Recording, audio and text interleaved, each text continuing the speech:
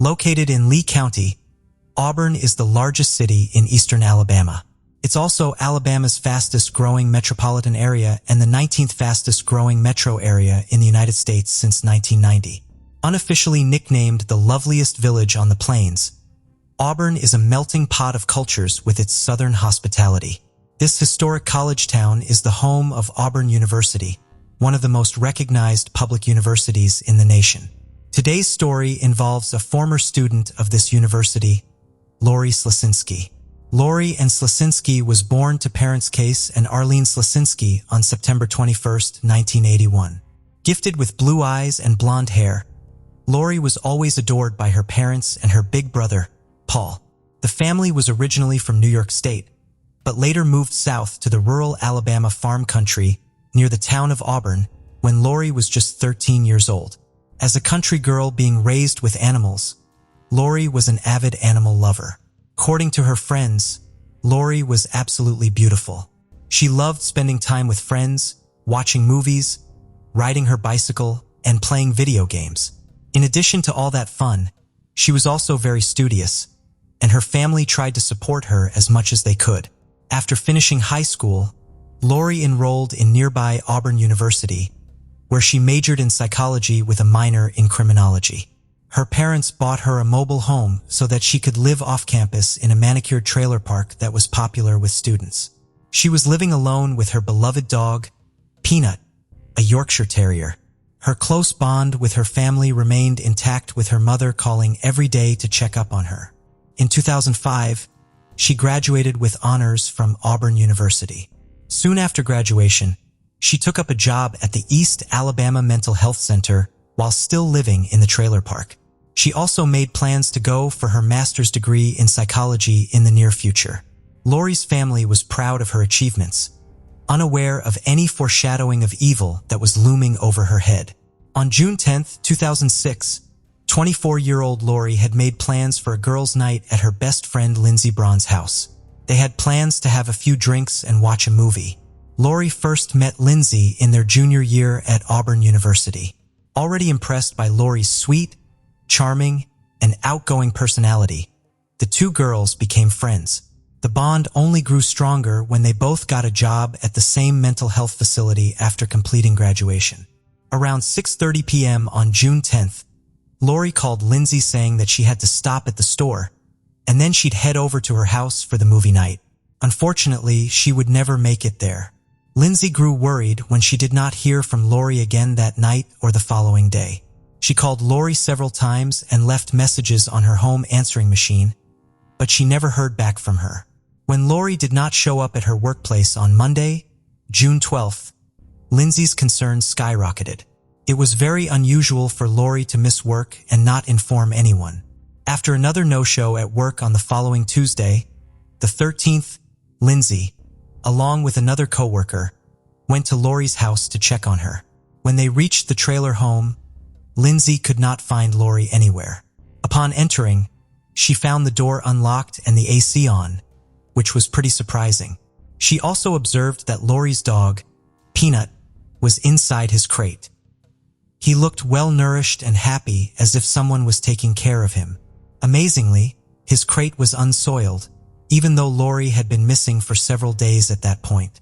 Lindsey felt that something was amiss, as it was unlike Lori to leave her beloved pet alone unattended.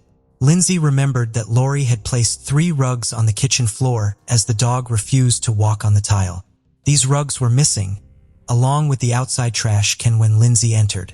Later that same day, June 13, 2006, Lori's mother Arlene got a call from her workplace regarding Lori missing work 2 days in a row. Arlene immediately tried to call her, but could not get a hold of her.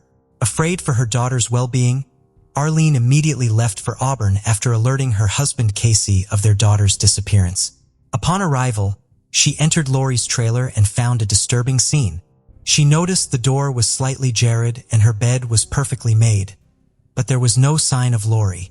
Her car was also missing. With a closer look, she noticed Lori's kitchen rugs, a pillow from the couch, a Galileo thermometer, a green trash can that Lori put a rake and shovel in, and the phone cord for her landline were all gone. Alarm bells rang as Arlene instantly realized something was horribly wrong. She officially reported her daughter missing while still hoping that she would show up eventually. As the initial investigation was launched and police scanned through Lori's trailer home, they could not find any significant evidence that could link a possible suspect. However, they noticed there were obvious signs of a struggle and scuff marks on the wall. There was semen discovered on Lori's bedsheet, and traces of blood were also found on the doorknob. A coat hanger and a single golden hoop earring were also found at the scene. Police would soon recover surveillance footage from June 10, 2006, showing Lori stopping at an Alabama Walmart. That was the last known sighting of Lori, and nobody had any clue what happened to her after that. A tip would, however, soon come in later that afternoon. Arlene got a phone call from one of Lori's friends, 25-year-old Daryl Richard Ennis, who was commonly referred to as Rick. Rick told Arlene that he met Lori the day she went missing, and he thought she might have gone off to make a drug deal. Lori had met Rick Ennis at a bowling alley where he worked. She often hung out there when she was still a student. Arlene knew him because Lori invited him to spend Christmas with Lori's family in 2005. Lori felt bad for him having no family of his own. However, Arlene could not believe what Ennis was claiming. Despite her daughter's close friendship with him, she did not believe that Lori would ever be involved in drug dealing. She thought that he was simply lying through his teeth, but didn't have any clue as to why. Police were also given this information by Ennis himself, yet before they could act on it, a terrifying discovery was made.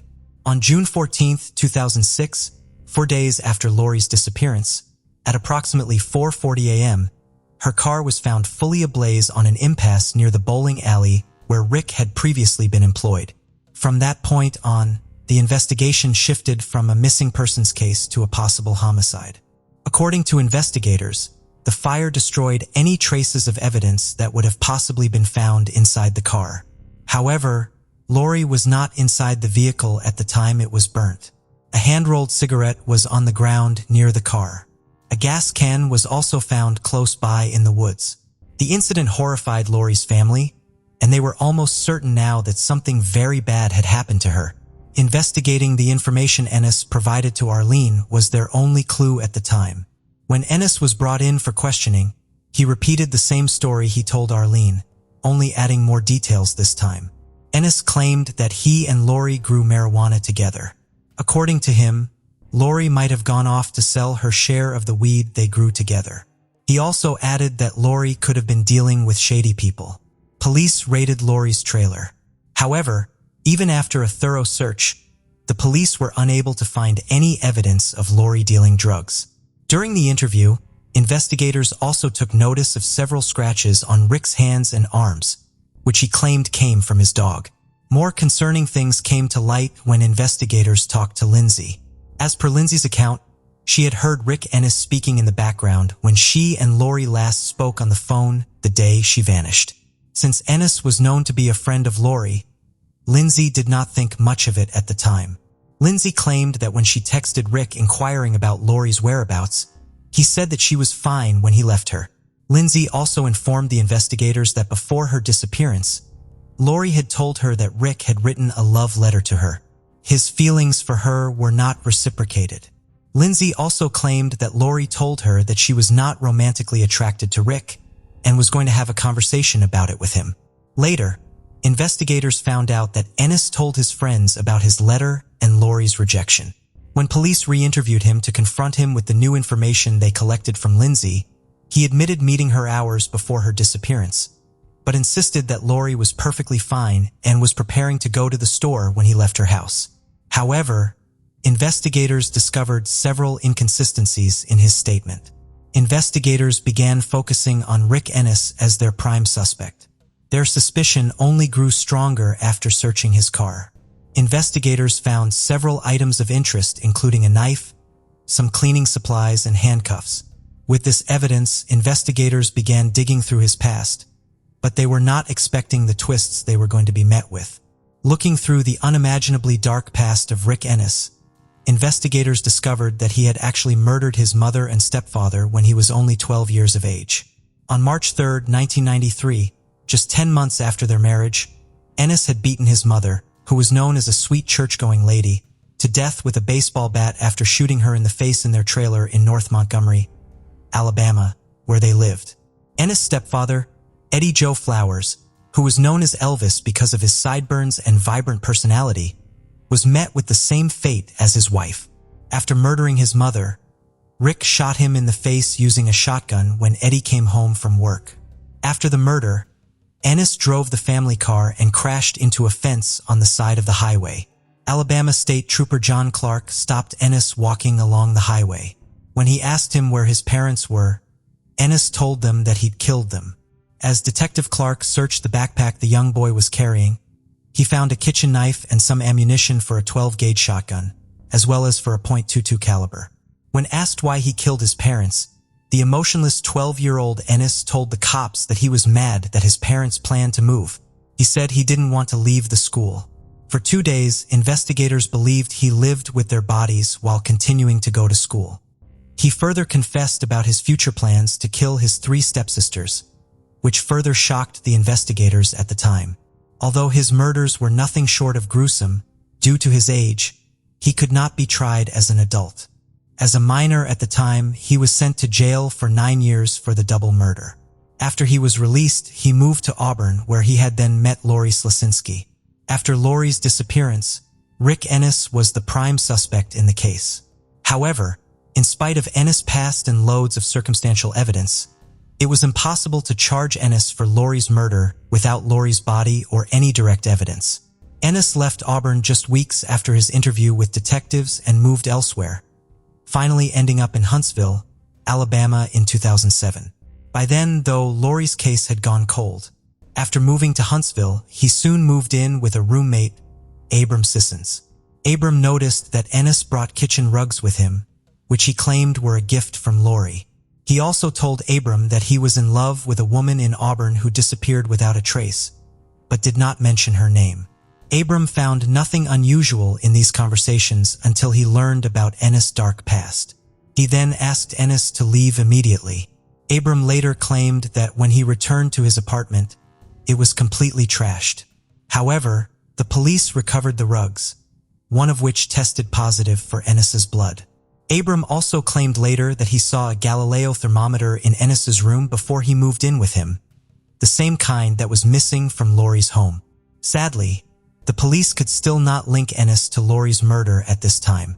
As their prime suspect remained at large, the case remained unsolved while Lori's devastated family waited for answers. For years, this case had no updates. Then in 2016, after a decade, Mark Whitaker, a special agent of the Alabama State Bureau of Investigation, opened a cold case unit and started reinvestigating Lori's disappearance along with his team, which included his longtime partner, Agent J.W. Barnes. Lori's case was their first project, and they began revisiting the evidence, sending some of the items to forensic labs for testing, and conducting several interviews and re-interviews. After the re-examination of the evidence, Ennis naturally became his main suspect.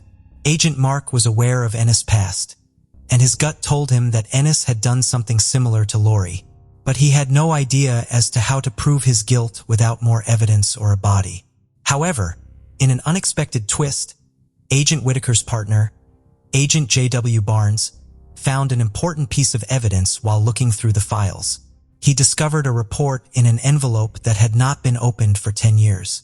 After Lori's disappearance in 2006, police collected evidence from the trailer, but no one followed up with it until the results came in. The results showed that semen found on Lori's bedsheet and blood on the interior side of the front door contained Rick Ennis' DNA.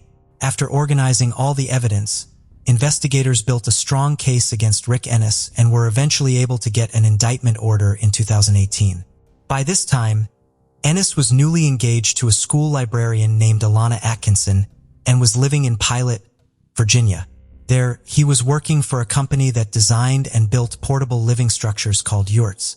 On August 6, 2018, on his 38th birthday, 12 years after Lori Slasinski went missing from Auburn, Rick Ennis was arrested by a task force of U.S. Marshals. While it came as a relief to Lori's family, Ennis' fiancée and co-workers were shocked by this turn of events. After being arrested on 2 counts of capital murder, His trial was postponed due to COVID-19. The trial finally began on April 1, 2022. While the prosecution presented all the evidence that suggested Ennis' involvement in the crime, including the cigarette butt and Lori's bedsheet containing his DNA, the defense argued that police could have taken the cigarette from Ennis' home and planted it at the crime scene. They also attacked Lori Slasinski's character by trying to portray her as a drug dealer. To explain how his DNA got on the bedsheet, Rick claimed that he had consensual sex with Lori before her disappearance, suggesting that they were still intimate despite Lori's rejection of his advances. However, his story did not seem very convincing, especially when two more witnesses came forward with jaw-dropping information. One of his former co-workers in Alabama, Jeremy Brooks, stated that on June 9, 2006, just one day prior to Lori's mysterious disappearance, he received a call from Ennis asking if he could bring him gas and if he could keep the gas can. Jeremy rejected his request. Later, after police found Lori's scorched car and a gas can, it matched the description of a gas can that was missing from the bowling alley where Ennis worked.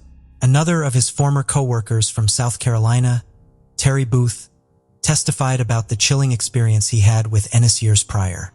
Terry remembered asking Ennis why he moved from Auburn. Ennis told him that he had to get rid of a body.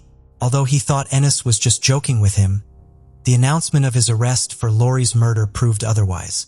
Although Rick Ennis continued to deny all allegations against him and maintained his innocence, jurors came up with a guilty verdict after 2 days of deliberation. He was facing the death penalty for the crime, but the DA agreed to take the death penalty off the table after consulting with Arlene. Arlene later said that she felt agreeing to a life without parole sentence for Rick Ennis would save her from years of potential appeal hearings, but would also ensure that Ennis would never be free.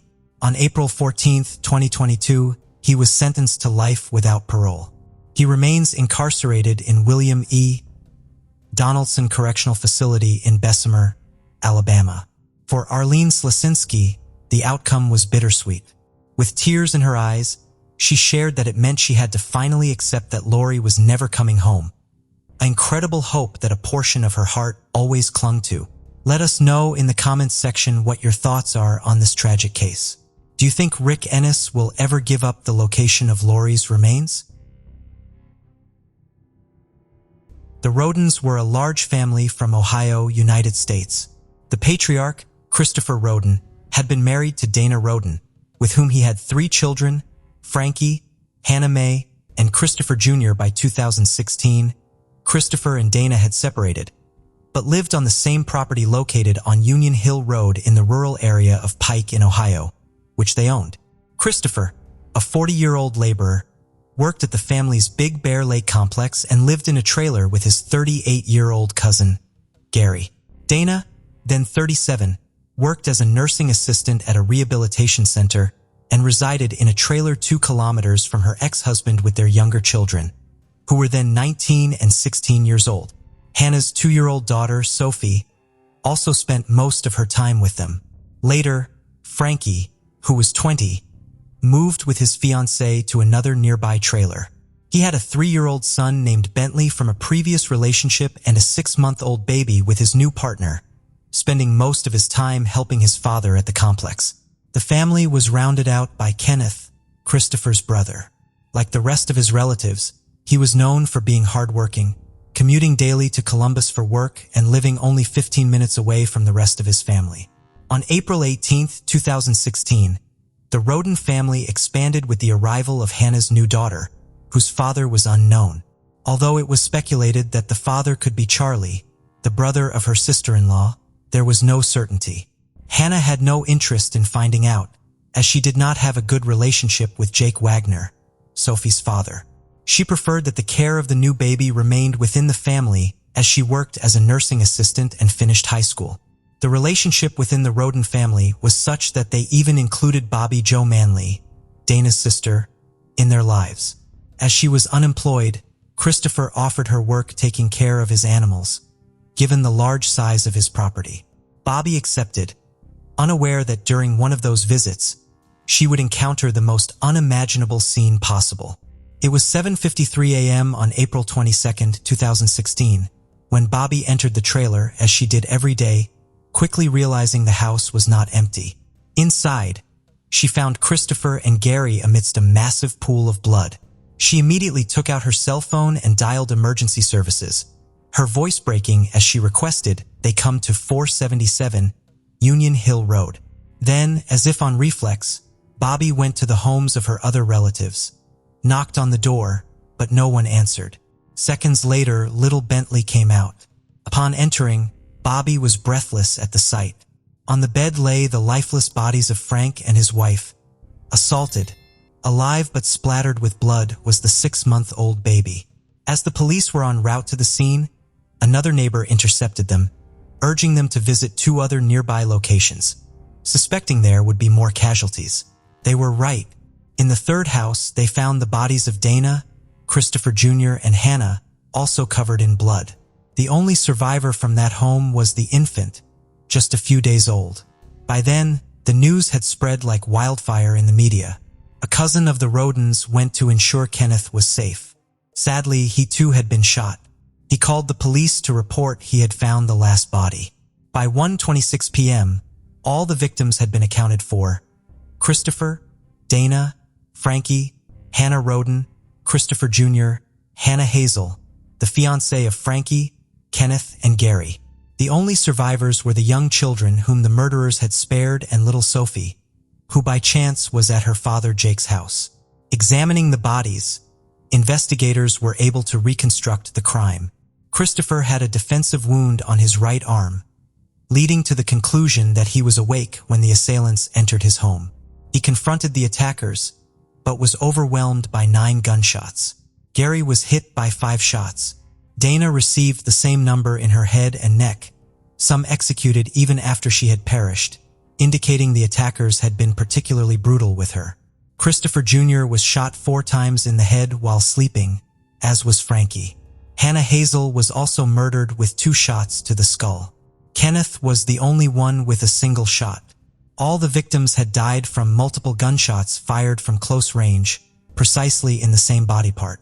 Detectives estimated the assailants fired a total of 32 times, clearly using a silencer, as no one in the area heard the noises. Moreover, all had their hands covered with plastic bags, and autopsy reports showed at least one of the victims had 9 significant wounds.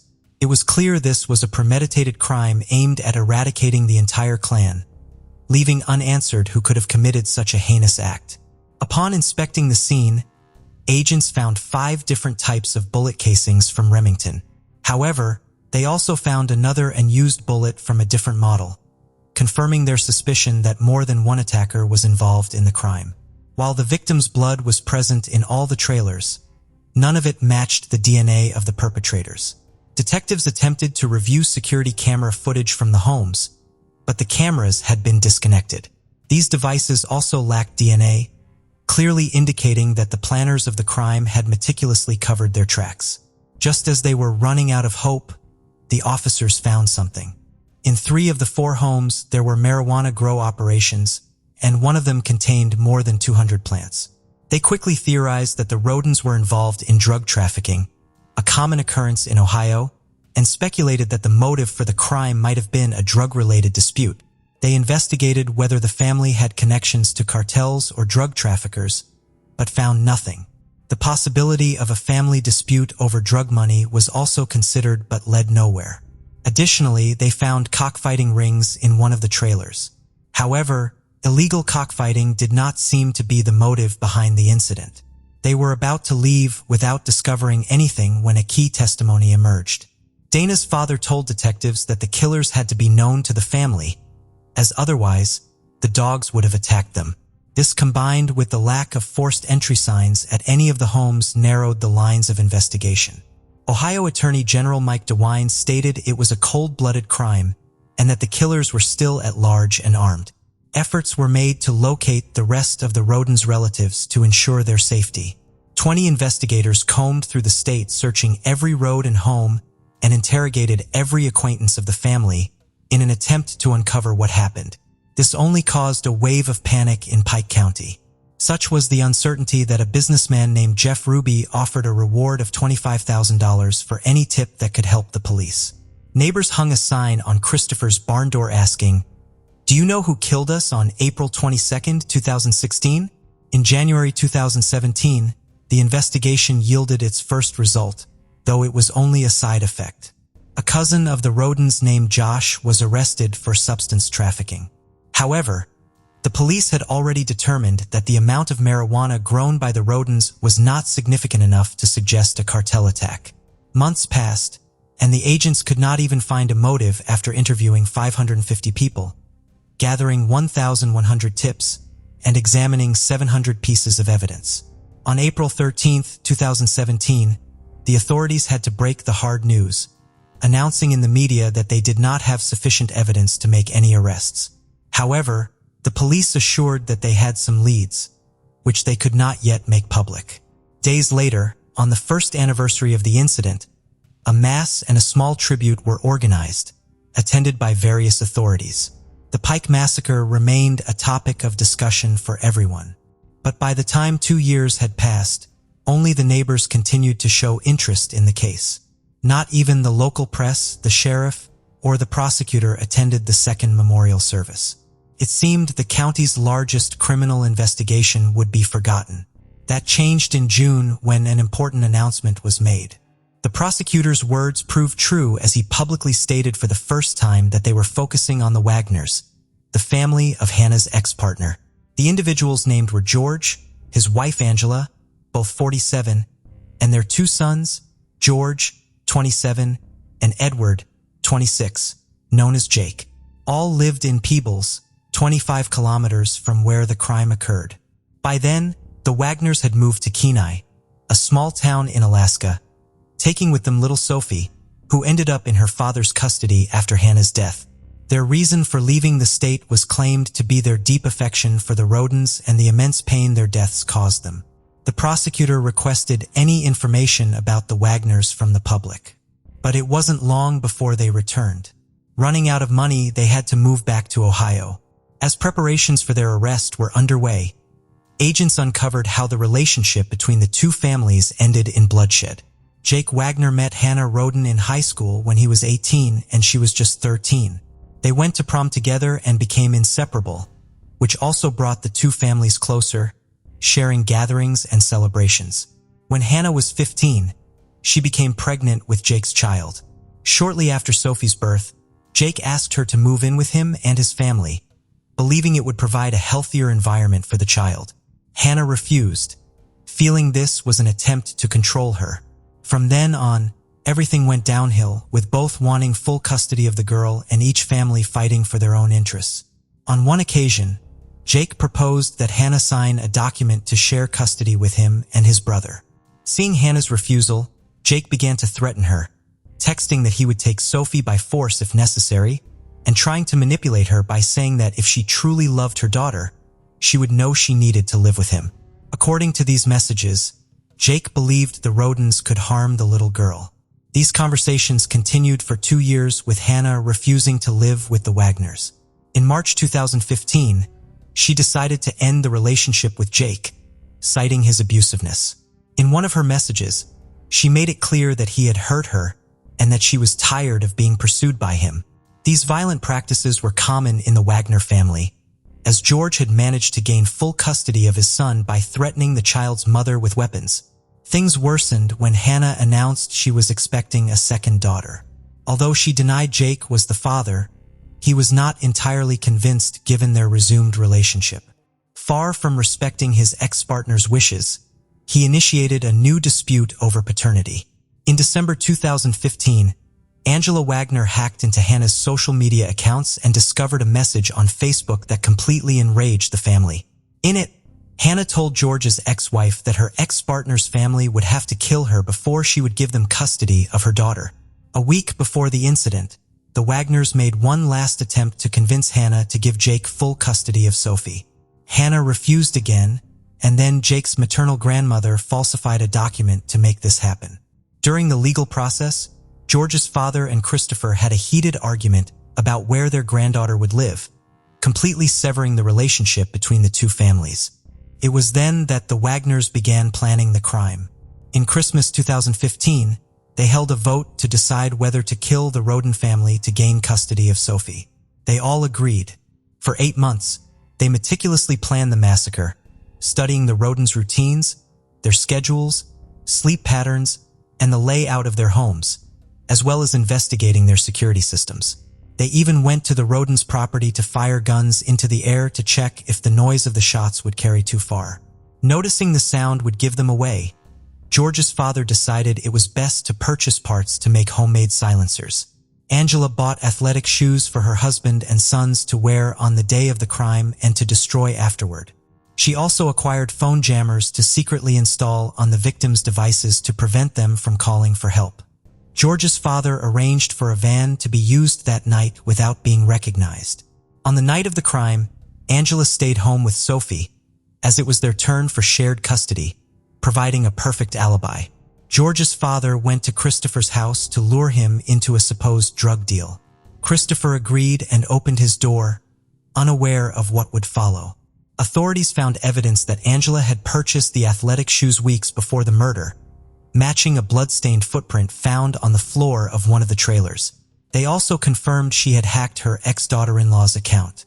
Inspecting the Wagner's electronic devices, agents found internet searches on parental custody, indicating a clear obsession with controlling the children. However, there also appeared to be a conflict between the two families over $3,000 for the purchase of a car. Although Angela was evidently the mastermind behind the plan, the agents were certain that Jake led the executions and that all members of the Wagner clan participated. On November 13, 2018, authorities announced the arrest of 6 individuals, the first 4 being George's father, Angela, George's son, and Jake. They were indicted by the Pike County Grand Jury on 22 counts, including 8 charges of aggravated murder, and pleaded not guilty to all charges. Jake was also charged with a sexual offense for engaging in sexual conduct with Hannah when she was 15 and he was 20. On the same day, 2 additional individuals were arrested. Though they had not participated in the murders, they were accused of perjury and obstructing justice. These were Angela's mother, Rita, 65, and George's mother, Frederica, 76. The charges against Frederica included lying about purchasing bulletproof vests for her son. Neither was sent to prison, but Frederica was monitored electronically with a GPS device.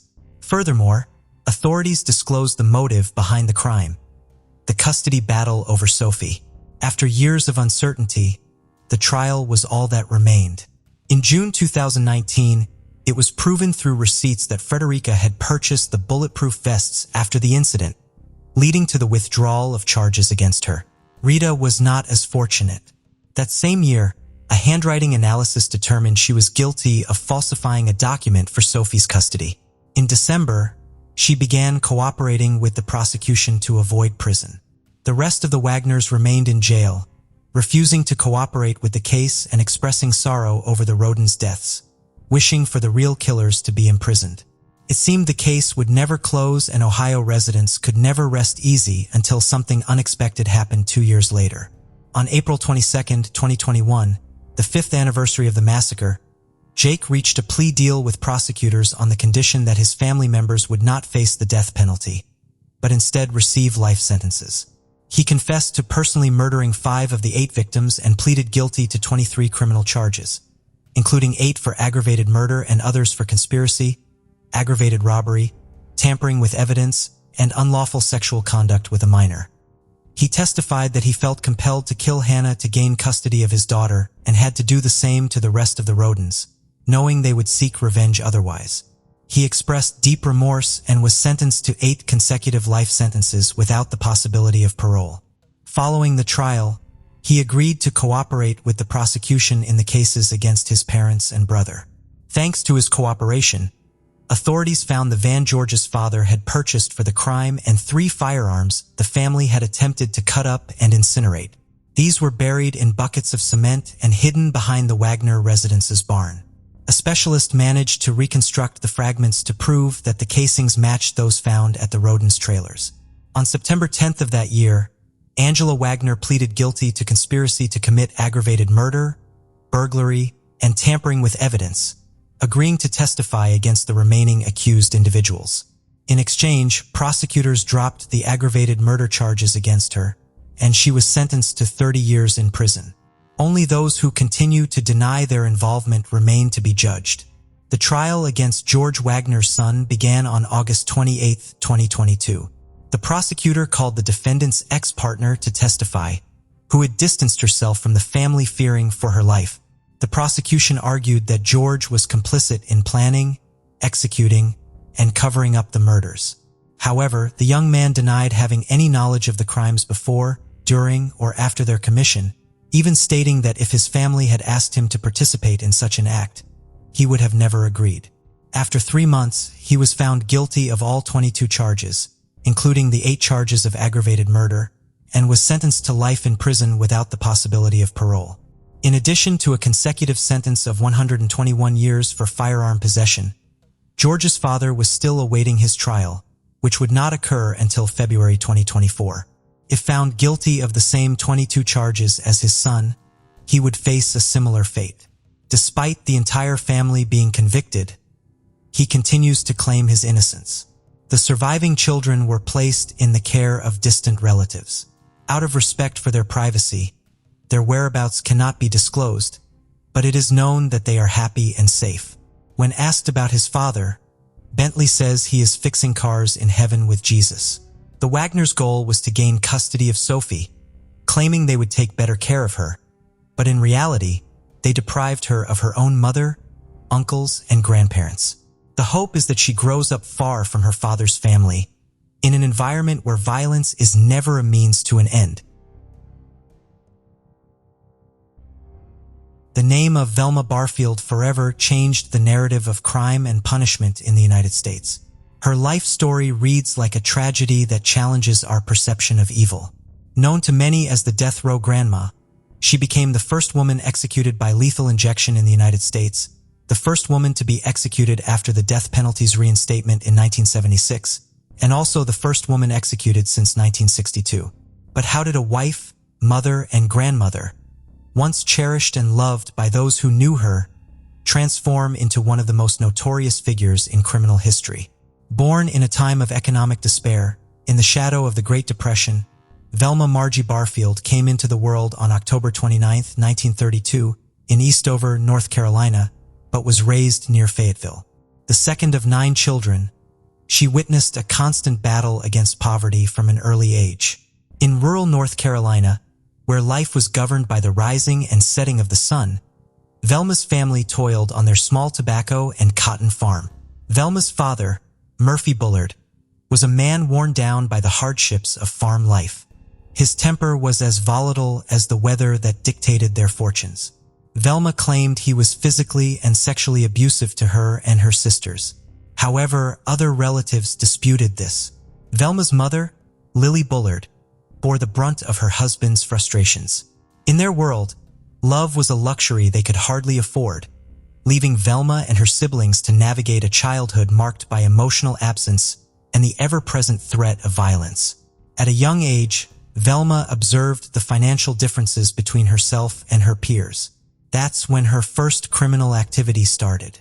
She initially took small amounts of cash from her father to buy little things that she saw her classmates enjoying.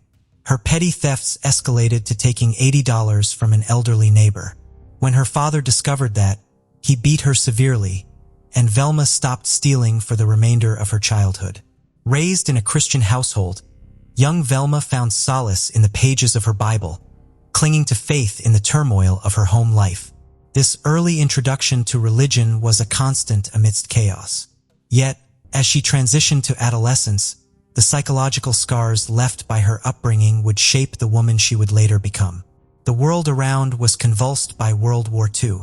The war, though distant, exacerbated the hardships faced by her family and deepened the fractures within. Velma, like many of her generation, was forced to grow up quickly. Her dreams and aspirations were often overshadowed by the pressing needs of survival and duty to family. Yet it was during this time that her resilience and tenacity began to shine through, qualities that would define her in both commendable and tragic ways. As Velma stepped into early adulthood, her desire for a life beyond the confines of her home grew stronger. She dreamed of escape. At the age of 17, she dropped out of school. The search for love and stability led Velma into the arms of Thomas Burke, a union that promised freedom, but instead brought new hardships. By 19, she had 2 children, a son, Ron, and a daughter, Kim. The family lived happily in Parkton, North Carolina for over 15 years. Velma's life with Thomas seemed a hard-earned escape from the poverty and violence of her childhood. Everything changed in 1965 when Thomas got into a serious car crash and suffered head injuries. To cope with the intense pain and headaches caused by his injuries, he became a heavy drinker and drug user. His struggle with alcohol mirrored the demons of Velma's father, reigniting the traumas of her past. The cycle of abuse and neglect she vowed never to repeat began to encroach upon her own family. It was during these turbulent years that Velma's resilience was put to the ultimate test. The pressures of an unhappy marriage, the responsibilities of motherhood, and the patterns of her past weighed heavily on her soul. Velma started a job at a textile factory but soon had to quit due to health problems. She underwent an urgent hysterectomy, which left her feeling insecure about her femininity. After the surgery, she suffered from debilitating back pain and turned to prescription drugs. What began as a means to cope soon spiraled into an addiction that eroded her judgment and set the stage for the tragedies to come. Her journey was not a plunge, but a gradual descent, each step marked by an increasing desperation to maintain the illusion of control. On April 4, 1969, Velma had a fierce argument with her husband. Later that day, when she and the children were away, the house caught fire. Thomas, who remained inside, died from smoke inhalation, and the house was burned to the ground. Velma and the kids moved in with her parents. A few months after her husband's death, Velma started dating a widower, Jennings Barfield. They married in August 1970. One day, the couple had an argument, after which Jennings became mysteriously ill. On March 21, 1971, he died of a heart attack. Velma moved into her parents' home again. Soon after that, her father died of lung cancer. In the summer of 1974, her mother suffered severe stomach pain and was taken to the hospital. As she got better, she returned home. In August 1974, a man Velma was dating died in a car accident. On December 30th of the same year, her mother was taken to the hospital again with similar symptoms of a severe stomach illness. Doctors couldn't help her this time, nor could they diagnose her illness, and she died after 2 hours. No autopsy was performed. As mysterious deaths around Velma continued, her son Ronnie Burke said, "It's the saddest thing, but it seems like everybody my mother ever gets close to dies. How could the good Lord allow this to happen to a faithful Christian like Velma Barfield?" The financial strain of her addiction led to another unethical decision, forging checks to sustain her growing needs. But deceit has its price, and the trust within the community began to fray. Velma found herself trapped in a web of her own making. In 1975, she was convicted of 7 counts of writing bad checks and sentenced to 6 months in prison. However, she was released after serving 3 months. Upon her release in 1976, Velma took a job as a caretaker for the elderly. Initially, she worked for 94-year-old Montgomery Edwards and his 84-year-old wife, Dolly, in Lumberton, North Carolina. Montgomery fell ill and died on January 29, 1977. A few weeks later, in February, Dolly developed symptoms of a stomach illness similar to those of Velma's mother and died on March 1st. Velma then started looking after 76-year-old Record Lee, who had broken her leg. On June 4, 1977, Lee's husband, John Henry, began to suffer severe pains in his stomach and chest. Doctors diagnosed his condition as a severe stomach virus. He died later that month. Later, in 1977, Velma moved in with her boyfriend, Roland Stewart Taylor, a relative of Dolly Edwards. He was a widower and tobacco farmer. One day, they were attending a Pentecostal revival meeting in Cumberland County. Suddenly, Stewart complained of severe stomach pain. He was taken to the hospital where he died after a few days. The search for truth begins in the quietest of ways. A question, a doubt, a pressing need for answers. Suspicion grew in the hearts of those who had watched Stuart's health decline under mysterious circumstances. It was their persistence that first brought the authorities to Velma's doorstep, initiating a chain of events that would lead to shocking revelations. An autopsy was ordered. The investigation into Stuart Taylor's death was methodical. Each test, each interview, each piece of evidence added another layer of suspicion around Velma. In the world of criminal investigations, breakthroughs often come with a faint clue, a moment of intuition, a connection previously unseen. For the team pursuing justice for Stuart Taylor and the other victims, it came in the form of forensic evidence. Arsenic became the linchpin in unraveling the mystery, traces of which were found in Stuart's system. Before the autopsy results were declared, Lumberton police received an anonymous phone call, reportedly from Velma's sister, who said that Velma had poisoned Taylor and others. Subsequently, Velma was arrested on charges of murdering Stuart Taylor. After her arrest, the body of Jennings Barfield was exhumed, and traces of arsenic were found. The unraveling of Velma's carefully constructed lies began. The art of interrogation is delicate, a push and pull between investigator and suspect, each question a probe into the darkest corners of the human heart. For Velma, the questions posed by her interrogators mirrored the ones she had long avoided within herself. It was in this room, under the weight of evidence and the scrutiny of the law, that the wall she had built to separate her actions from her conscience could no longer hold as the truth clawed its way to the surface. In search of solace, Velma turned to a spiritual advisor. It was in this desperate hope for redemption that she found the strength to confront her past. For her, the path to confession was a journey back to her soul. With a voice tinged with regret, Velma began to speak. A torrent of truths long dammed by fear, shame, and denial flowed forth. Her confession became a source of deep, lasting pain for her own family, who were unwittingly caught in her web of deceit.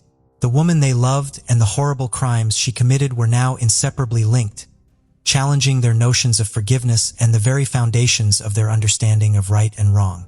She confessed to poisoning Montgomery and Dolly Edwards, John Henry Lee, her mother, Lillian, and her boyfriend, Stuart Taylor. Despite the fact that arsenic was found in Jennings Barfield's body, Velma denied killing him. The motive for the murders was stealing money from her victims to support her clandestine addiction to prescription drugs. She had also taken out a loan in her mother's name. Each of her tragic choices, made under the influence of pain, had a devastating impact on her destiny and the people around her. Faced with the threat of exposure, Velma took a step that irrevocably altered the course of her life. The path from one crime to another can often be a slippery slope. She found herself repeating the unthinkable. Every time, Velma went to her victims' funerals and seemed to sincerely mourn their loss. The burden of her secret pushed her further into isolation. Yet the resilient human psyche, adept at self-preservation, often takes refuge in justification to shield itself from the unbearable truth and finds ways to rationalize even the darkest deeds. Every time Velma stole money from her victims, then poisoned them as they got suspicious.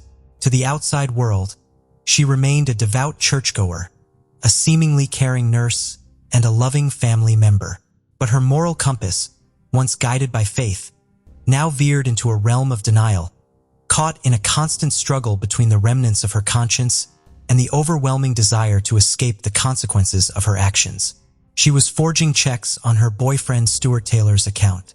Presumably, he discovered that. So she mixed an arsenic-based rat poison into his beer and tea, determined to maintain her secret at any cost. At the trial, Velma's defense pleaded insanity, but this was not accepted. She appeared cold and uncaring. She laughed at the prosecutor and even gave the district attorney a round of applause after his closing speech. The prosecution painted a picture of Velma not as the church-going grandmother she purported to be, but as a calculating murderer driven by darkness. She was the architect of her own fate, and her actions deserved the utmost penalty. The defense, in turn, sought to humanize her, portraying her not as a monster, but as a troubled soul ensnared by addiction, abuse, and circumstances beyond her control, highlighting her mental health struggles as a mitigating factor in her crimes. In the world of law and order, the truth is often more complex than it appears, inseparable from human emotions. Although she eventually confessed to 6 murders, she was convicted only of the first-degree murder of Stuart Taylor in December 1978. The trial jury found aggravating circumstances and sentenced her to death. For the victims' families, the verdict was an acknowledgement of their irreplaceable loss. A designated holding area for female death row prisoners did not exist at the time, and Velma was the only female death row inmate in North Carolina. So she was imprisoned at Central Prison in Raleigh in an area for escape-prone prisoners and prisoners with mental illnesses. Subsequently, a unit for female death row inmates was established at the North Carolina Correctional Institution for Women. While on death row, Velma was off the drugs and expressed remorse for the years that the pills had blurred her judgment and destroyed her moral compass. In the solitude of her cell, she began the arduous process of confronting her past. The nights were long. The faces of her victims haunted her dreams, and the silence served as a backdrop for her thoughts and regrets. It was during these moments of reflection that Velma faced the full magnitude of her actions, the lives she had taken, and the pain she had caused. Her conversations with the prison chaplain were not just about seeking forgiveness from a higher power, but about understanding the nature of atonement and the painstaking process of forgiving oneself. In jail, Velma confessed that she had never been a true Christian. Her Christianity had been a matter of form and gesture. Then, finally, while waiting for her trial, she genuinely opened her heart to Jesus and received forgiveness and salvation. She wrote in her autobiography, "All my life, I was weighted down by my sins because I couldn't do better. It never occurred to me that Jesus really did pay the price, that Jesus alone bore the extreme punishment, death, for my sins, not just for my good neighbors, and even more glorious, Jesus is willing to be my friend even now. I can talk to him and he will listen." She became a devout Christian and spent her 6 final years ministering to other inmates. Velma, in her own way, became a source of support to them. Her involvement in spiritual activities offered her a sense of community and belonging that had eluded her for much of her life. Her extensive participation in the Christian community led to a campaign to have her sentence commuted from death to life imprisonment. She wrote letters to Governor Jim Hunt telling him that her born-again Christian faith should be considered as a mitigating factor.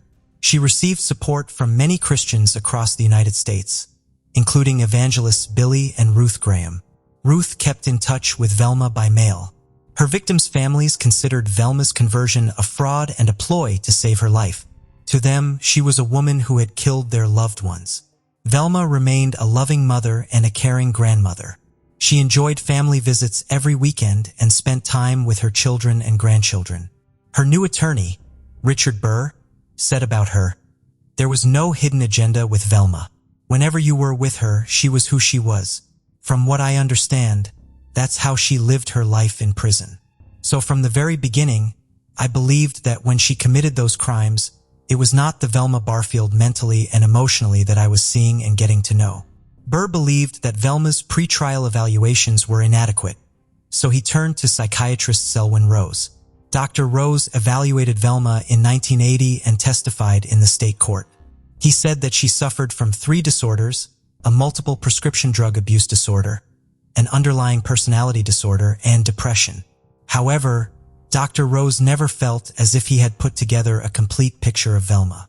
As Burr had no license to practice in North Carolina, he now assisted Velma's new lawyer, Jimmy Little. As time was running out, Velma's son, Ronnie Burke, asked her if she had killed his father. She replied, "I'm sure I probably did."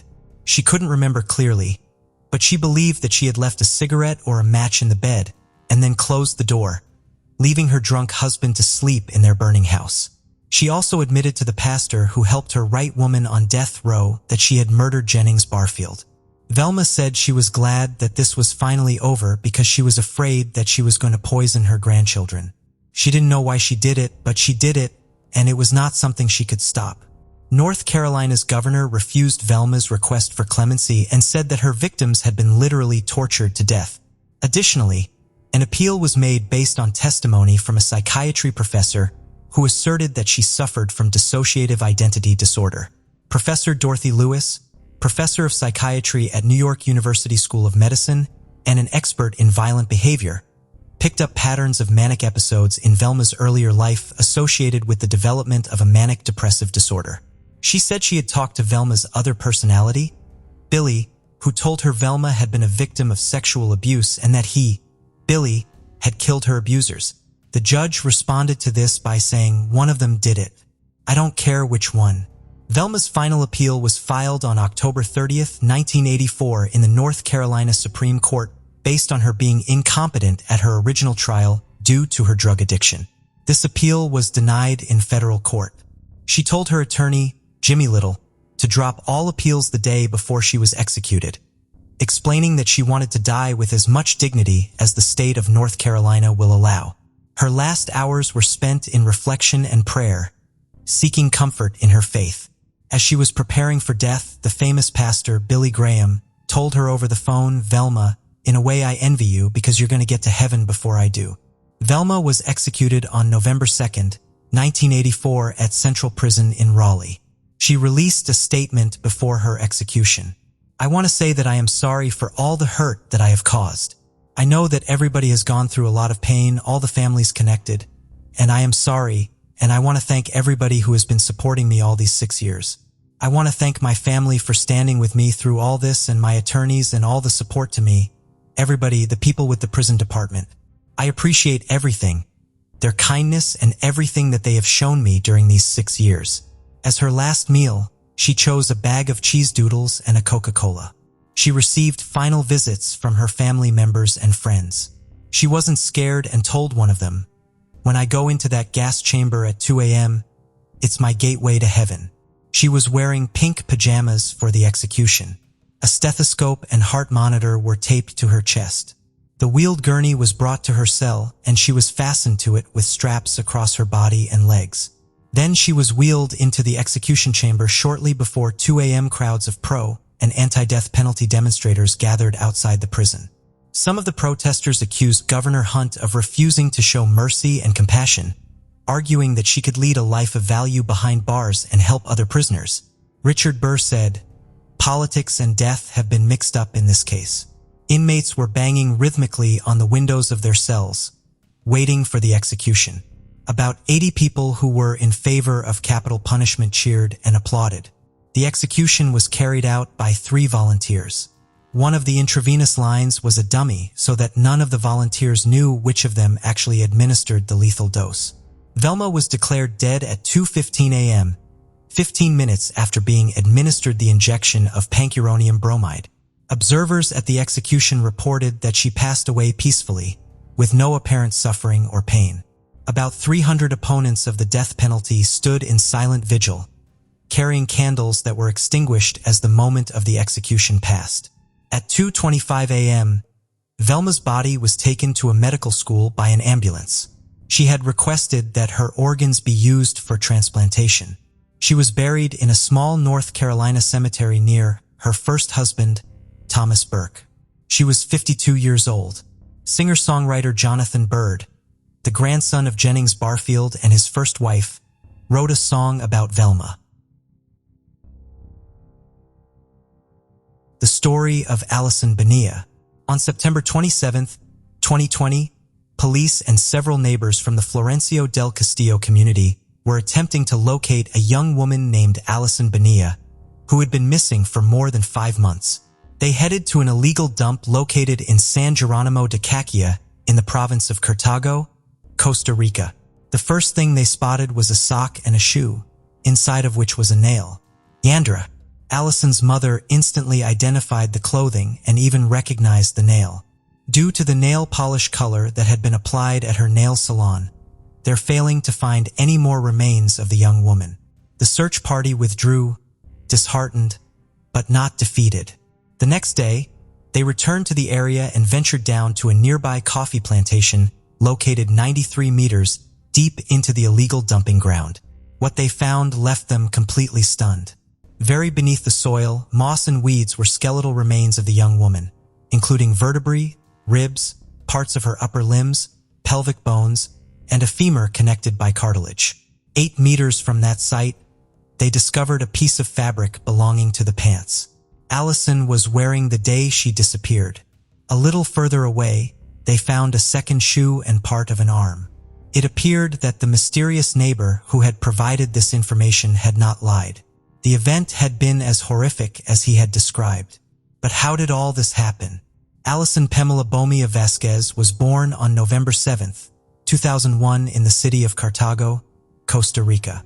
When she was very young, her parents divorced and she went to live with her mother, Yendry Vasquez. They moved to the Florencio del Castillo community in the town of Harris. Despite her family's modest economic standing, Allison never lacked for anything. Growing up in a nurturing environment led her to become a highly sociable, friendly, and attentive young woman. Everyone who knew her adored her. She had an especially close relationship with her mother. They were like friends. Allison would even sometimes help her mother at her nail salon. At 18 years old, Allison led a quiet life. She attended night classes at a school which was several kilometers away from her home. In her town, it was common for young people to attend schools far from their communities. So walking through the streets was a routine part of her day. She spent most of her time with her boyfriend, Harold Sigre. Her days typically consisted of going from school to her boyfriend's house or meeting up with friends and family. However, this routine was shattered on March 4, 2020. At 5 p.m., Allison left her home wearing blue jeans, a white and mustard-colored blouse, and light-colored sneakers. She took a collective bus to go to the school and traveled the 5.5 kilometers to the institution with a friend. She arrived around 6 p.m. Only she said goodbye to her friend and decided to visit her aunt who lived nearby. She arrived at her aunt's house, but no one was home. She then went to her boyfriend's house where she met his mother and they chatted for a while. Eventually, Harold arrived and they spent the rest of the afternoon together until he had to leave for an errand. Seeing that it was getting dark, Allison thought it would be best to leave as soon as possible and did not wait for her boyfriend to return to say goodbye. At 8 o'clock, Allison walked to the bus stop that would take her home to Florencio del Castillo. 10 minutes after boarding the bus, she received a text message from Harold, who was extremely worried. He told her it would have been better if she had waited for him to accompany her home. 40 minutes later, Allison got off at the bus stop closest to her home, but she still had a long distance to walk. The street was deserted, and the only light came from a few streetlights. Feeling somewhat anxious, Allison began the 1.6-kilometer walk to her home. She sent a message to her mother, Yandra, asking her to meet at a bridge 500 meters away from their house as they usually did. While walking, Allison noticed two men who appeared suspicious. They were heading in the same direction as her, so she quickened her pace and texted Harold, saying, "I was on the bus and just got off, and these two sketchy guys got off as well and are walking behind me. I'm going to speed up because I'm scared."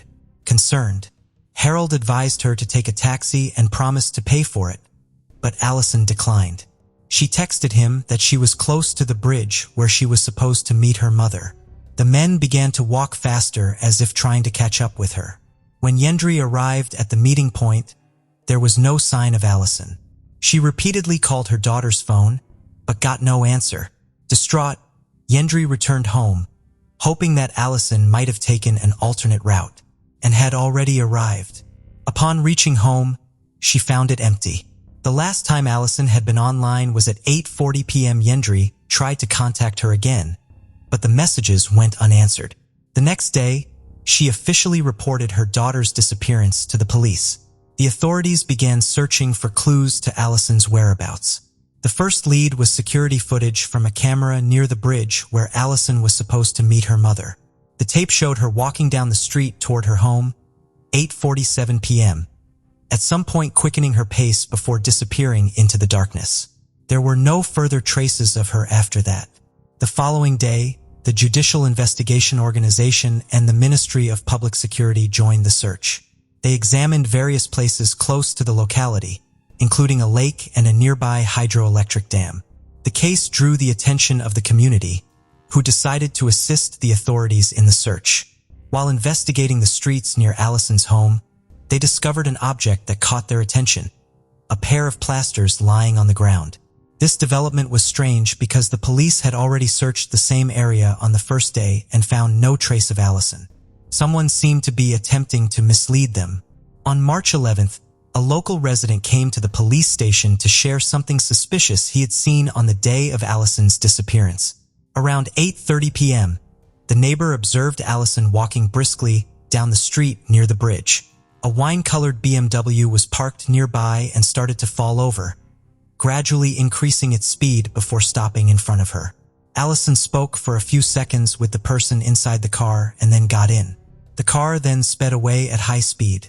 Upon hearing the neighbor's account, the police took immediate action to locate the vehicle. They searched all the houses near Allison's residence. On March 25th, they found the car in one of these homes. On March 29th, the Judicial Investigation Organization announced that they had seized the car for DNA testing. They also revealed that an investigation was underway against the car's owner, a man named Nelson Sanchez Urania. The 28-year-old man was known in the neighborhood for being extremely reclusive. He hardly spoke to anyone, and when he did, he was not friendly. Locals said he came from a somewhat strange family about which not much was known. One even speculated that he was involved with regional gangs. While the police continued to gather evidence to warrant the arrest of Sanchez Urania, now the prime suspect in Allison's disappearance, another significant event occurred. On April 4th, an employee of a store near the area found Allison's identification card. This was the second item belonging to Allison that had mysteriously appeared. The search continued, with authorities believing they were getting closer to discovering Allison's whereabouts. On April 17th, the police confirmed that they have found significant clues related to Allison's disappearance in the seized car, although they did not disclose any further details. On May 1st, the Costa Rican Red Cross joined the search efforts for Allison. Despite more people joining the search team, her body still remained missing. In the following months, the police focused on investigating the prime suspect and gathering enough evidence to charge him. Finally, on September 2nd, the Judicial Investigation Organization ordered the arrest of Sanchez Urania. He was formally arrested at same day without resistance. 24 hours later, authorities revealed that they had found traces of blood in the trunk, the car that had been seized over 5 months ago. These traces were matched with DNA samples from Allison Bonia and Stanley. The results confirmed that there was no doubt that Sanchez Urania had attacked the young woman inside his car. Realizing that there was no turning back, Sanchez Urania decided it was time to confess his crime. He requested a meeting with his lawyer to reconstruct the events for the police. On March 4, 2020, Sanchez Urania was driving his car when he saw Allison walking quickly down the street. He offered her a ride home, claiming it was late and that two nearby strangers looked suspicious. Trusting him, Allison got into the car, but once inside, Sanchez Urania attacked her and forced her into the trunk of the vehicle. He then took her to a coffee plantation. Once there, he forced her out of the car and took her about 140 meters from the entrance of the property. Where no one could hear them, after reaching the secluded spot, he struck her, causing an injury that left her unconscious. Blood splattered on the ground as he proceeded to assault her. After completing the horrific act, he walked back to where he had left his car, put Allison's body in the front seat, and tied her hands with a piece of cloth and adhesive tape. He then placed her back in the trunk of the car. Next, Sanchez Urania drove to an illegal dumping ground and took Allison, who was still unconscious, out of the trunk. Without hesitation, he threw the body into a coffee plantation approximately 450 meters deep to ensure that she would remain there undetected. The police subsequently ordered 6 months of preventive detention for the main suspect. That same day, they went to the illegal dumping ground to search for Allison's body. Dozens of volunteers who had been following the case on TV and were devastated by the news of her loss joined the search. On September 27th, a sock and a shoe were found, which Allison's mother, Yendri, identified as belonging to her daughter. Inside the shoe was a nail that the mother instantly recognized as she had painted it in her salon just days before her daughter's disappearance. The following day, a team of rescuers descended into a coffee plantation near the illegal dumping ground. Using safety ropes and specialized mountaineering equipment, they reached a depth of 93 meters where they found vertebrae, ribs, parts of the upper limbs, pelvis, and a femur connected by cartilage. These remains were covered in undergrowth, soil, and moss, some even fused to the ground. 8 meters from the previous site, a piece of fabric was found, belonging to the pants Allison was wearing on the day she disappeared. A second shoe and small bone fragments, which appeared to be part of an arm, were also discovered. They were unable to locate the young woman's skull. It may have rolled out of sight due to its shape. The remains were taken to a laboratory to verify if they match Allison's DNA. Forensic experts found that the body had fractures in the thoracic spine and ribs, which were consistent with the injuries caused by the fall, as described by the suspect. This indicated that they were dealing with a premeditated murder. Although Gendry, Allison's mother, was utterly devastated by the loss of her daughter, she found some solace in knowing that Sanchez Urania would spend the rest of his life in jail. During a press conference, Gendry's lawyers stated that they would do everything possible to ensure the murderer faced the full extent of the law, serving as many years in prison as possible. While they couldn't bring Allison back to life, they could seek justice on her behalf. As they awaited the start of the legal process, Allison's family held a funeral. On March 1st, Sanchez was officially charged with homicide. On April 30th, the criminal court ordered his trial and extended his pretrial detention by another 4 months to prevent any escape attempts. While the case had made significant progress, the most challenging part remained: gathering enough evidence to prove the act was premeditated. Gendry testified that Sanchez Urania had previous encounters with Allison. On one occasion, Allison had gone to pick up her cousins from the bus stop and met the suspect. The man offered them a ride home, which they accepted despite the awkward silence during the trip.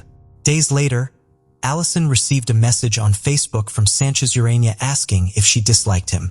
Allison replied that she didn't, as they had never spoken, and she didn't know them well enough to form an opinion. The man tersely acknowledged her response. This demonstrated a long-term obsession with Allison, as he even claimed to be deeply in love with her and envious of those she spent time with. However, during the trial, the defendant completely changed his version of events. He claimed innocence and said his previous statements were made under police pressure and torture. Nevertheless, there was no turning back. The body was found where he initially indicated, and DNA evidence in the car directly implicated him. Allison's family provided their testimony in a separate room, as they did not want to face the attacker. Despite this, Sanchez Urania continued to plead innocent. On the morning of August 18, 2021, he was officially sentenced to 18 years in prison for simple homicide. He was acquitted of the abuse charge due to the state in which Allison's body was found, making it impossible to prove. The family was dissatisfied with the sentence, calling for up to 35 years in prison, which is customary in such cases. The verdict was later annulled by the Criminal Chamber of the Supreme Court of Justice, and the case was reopened to determine if the crime involved premeditation. In November 2021, the appeals court rejected the family's claims and upheld the original sentence. As of today, the case remains open and Allison's family is pushing for the crime to be reclassified as aggravated homicide and for a review of the sentence. Gendry, Allison's mother, has not only had to cope with the horrific loss of her daughter, but also with cyberbullying. Dozens of people found her Facebook profile and posted messages on her war, blaming her for Allison's death because she had allowed her daughter to walk alone at night. Local residents came forward in various meetings to say that it's entirely normal for young people in the region to walk long distances from bus stops to their homes. Allison's boyfriend has given several interviews, expressing his outrage over what happened. He mentioned that Allison had many dreams and goals, which Sanchez Urania took away from her. Despite this, he felt grateful for the 1 year and 10 months he had spent with her, stating that she will always be his angel and the best life partner he could have ever had.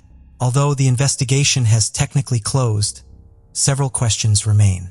The family's lawyer has pointed out that it is quite strange for Sanchez Urania to have moved Allison's body to the bottom of a landfill without any help. There is also the mystery of who the men were who had been pursuing Allison on the day of her disappearance, which prompted her to get into the car of her former neighbor. After an audio message that Allison sent her boyfriend went viral, the public has one burning question. Did these two men have anything to do with Sanchez Urania's sinister plan? And if not, why were they following a young woman late at night? The trial concluded too quickly, leaving the family dissatisfied with the sentence. They hope that, in the future, such cases will receive the necessary attention so that all those involved face the appropriate penalties. As you begin to explore the Leslie Palacio case, it is impossible not to feel bewildered and disappointed that justice has not yet been served. The killer remains at large, even though the police have all the evidence and his identity is known to them. Today's story underscores the difficulty of investigating crimes when suspects find themselves outside the jurisdiction and victims can only hope that the perpetrators will be found and brought to justice. The morning of the 29th brought anxiety to the home of Rosalia Palacio, mother of 5 lovely daughters. Her eldest daughter Kayla came down to the kitchen and reported that the bed in Leslie's room was untouched. Her belongings were gone, and she clearly hadn't spent the night at home. One of the sisters joked that it must have been a pretty fun night at the club, and Leslie had probably stayed the night at Eric's. In fact, everyone became alarmed since Leslie had never done this before. Over breakfast, Kayla kept glancing at her phone, expecting a waking Leslie to be about to text. Time passed, but still no word from Leslie. By noon, it stopped seeming normal. By late afternoon, Rosalia decided to go to Eric's house on her own and find out where her daughter had disappeared to.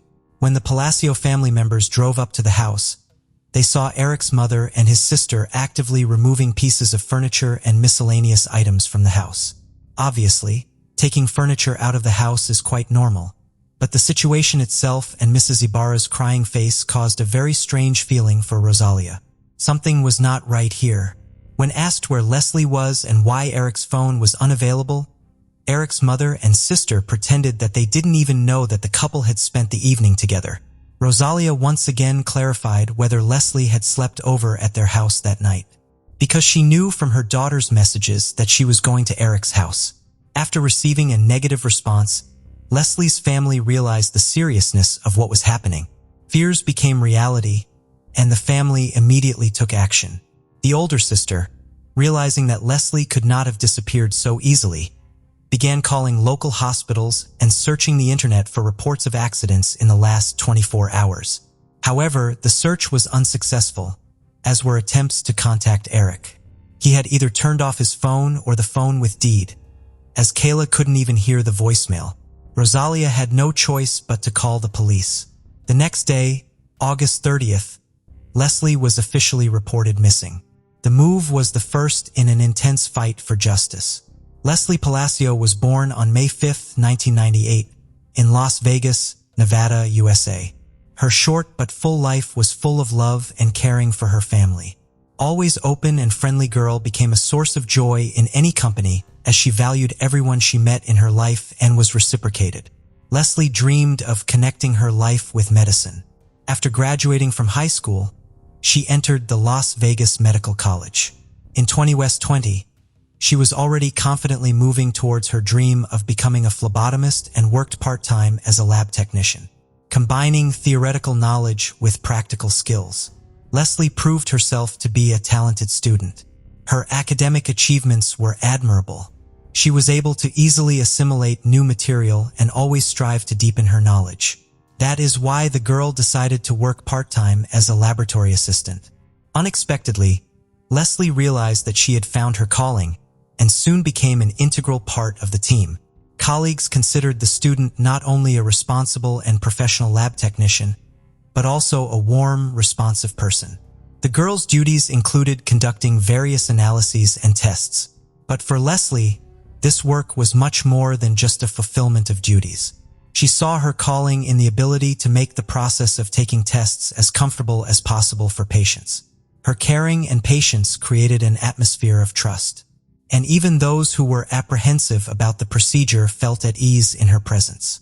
When the youngest of the nurses asked if Leslie was afraid of getting her hands pierced all the time, she laughingly replied that she now had a super ability to poke people. The young optimist's vitality was evident in her every action. By all accounts, Leslie had the unique potential to become a sought-after and valuable specialist in the field of medical laboratory diagnostics, and she would have, if not for a dramatic turn of events. Leslie has been used to helping and caring for everyone since childhood. As the second of 5 daughters, she took on the role of mother when Rosalia Palacio worked as a hotel cleaner. Rosalia recalled her daughter kicking her out of the kitchen when she tried to cook dinner after cleaning more than 15 hotel rooms in a shift. "Get some rest," Leslie gently urged her. Wanting to relieve her mother's burden after work, her daughter took it upon herself to prepare dinners and, in her characteristic easygoing manner, found cooking to be a source of inspiration. From then on, she always made sure her family members were very well fed. And even if she was away and couldn't make the family dinner herself, she always called home to make sure everyone had eaten. For Leslie, family came first, and she easily inspired her sisters with her energy and ideas. For example, even during the pandemic, Leslie didn't let sports disappear by organizing workouts in the backyard of the house.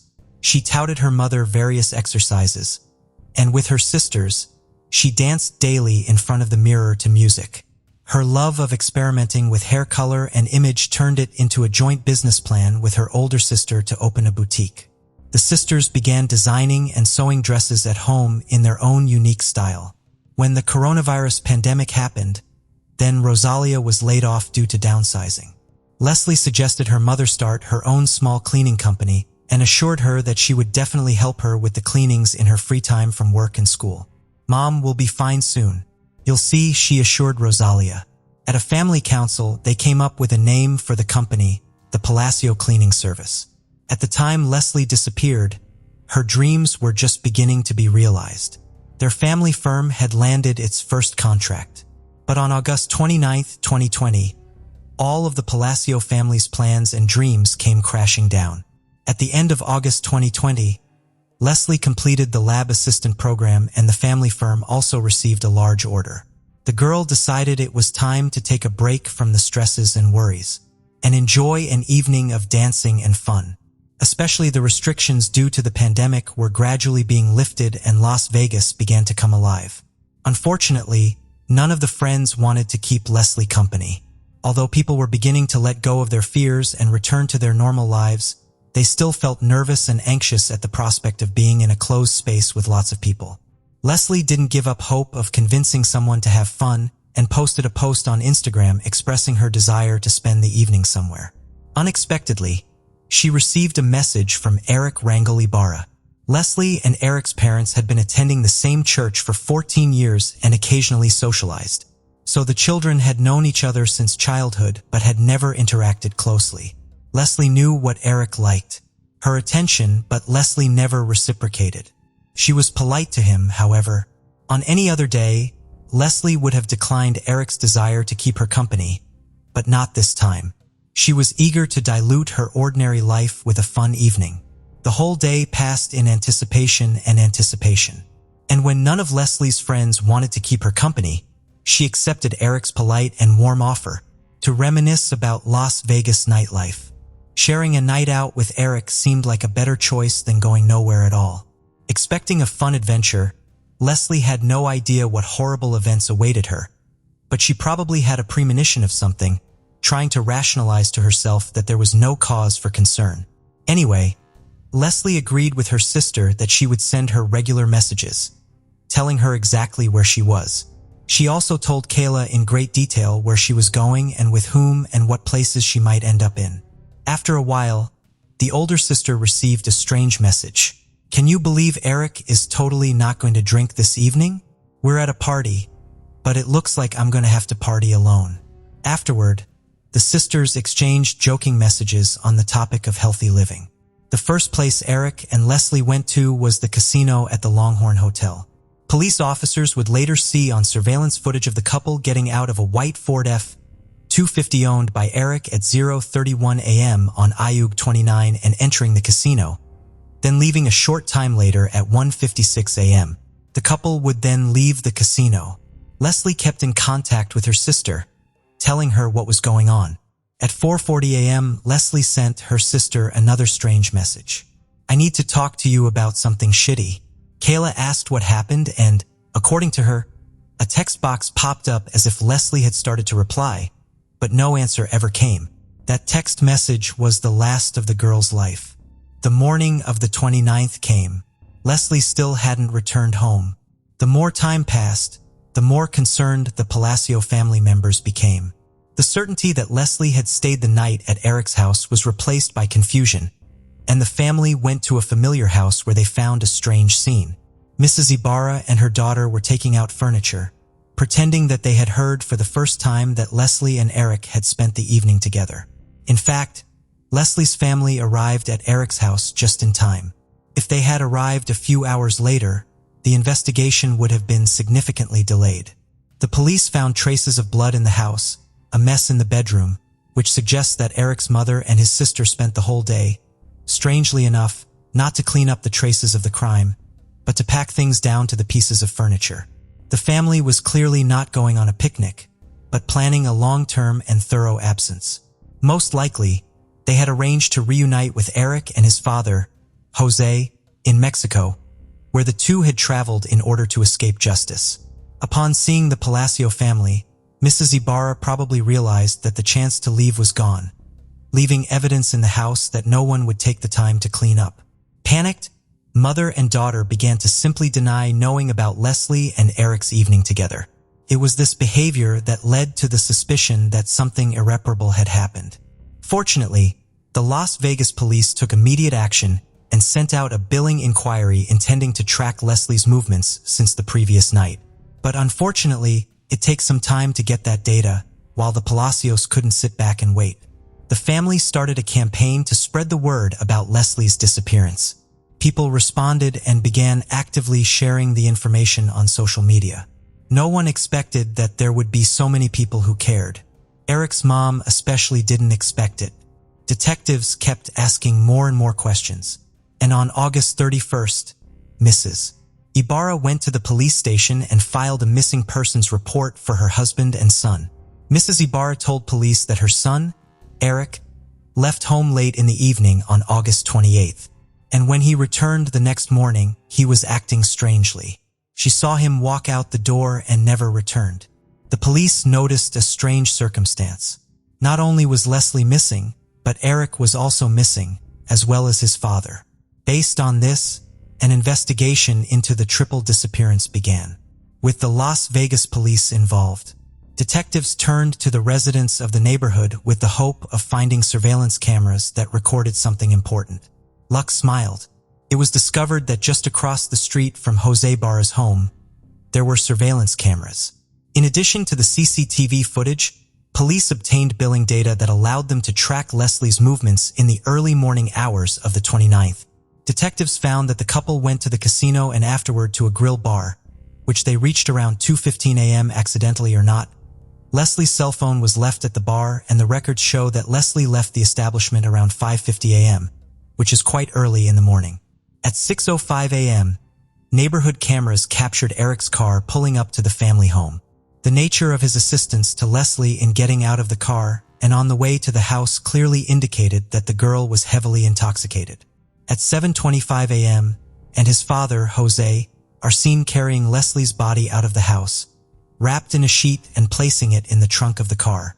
Eric then drives away while Jose hoses down the driveway to their house.